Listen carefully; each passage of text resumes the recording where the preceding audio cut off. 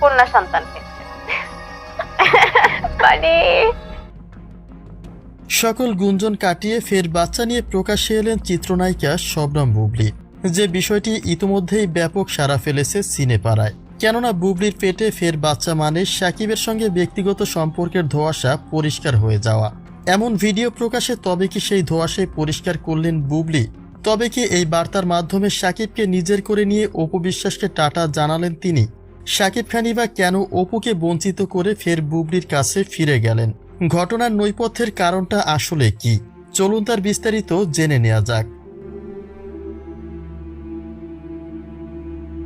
দীর্ঘদিন ধরেই একটা গুঞ্জন ছিল ফের সাকিবের বাচ্চার মা হচ্ছেন শবনম বুবলি। কেননা অপু বিশ্বাসের সঙ্গে সাকিবের সম্পর্কের অবনতি ও অন্যদিকে বুবলির সঙ্গে ঘনিষ্ঠময় চিত্রগুলি তাদের নতুন করে সংসার বাঁধার গুঞ্জন পাকা করে। তখনই শোনা গিয়েছিল সাকিব বুবলি একই ছাদনাতলায় থাকছেন, যার ফলাফল হিসেবে কিছুদিন পরে বুবলির প্রেগনেন্সির খবর ছড়িয়ে পড়ে। নজর পড়ে বুবলির পেটের দিকেও।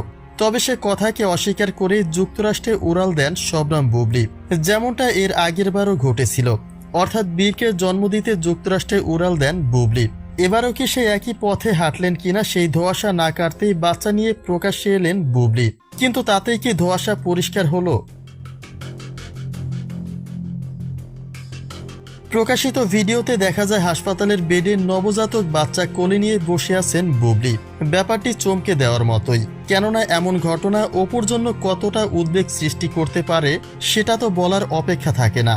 তবে তথ্য ঘেঁটে জানা যায় এ যাত্রায় কিছুটা হলেও স্বস্তির নিঃশ্বাস ফেলবেন অপু বিশ্বাস। খোঁজ নিয়ে জানা যায় বাস্তবে এমন কোনো ঘটনার প্রমাণ নেই। অতএব ভিডিওটি কৃত্রিম বুদ্ধিমত্তায় নির্মিত। কিন্তু তার মানে এই নয় যে শঙ্কা কেটে গেছে।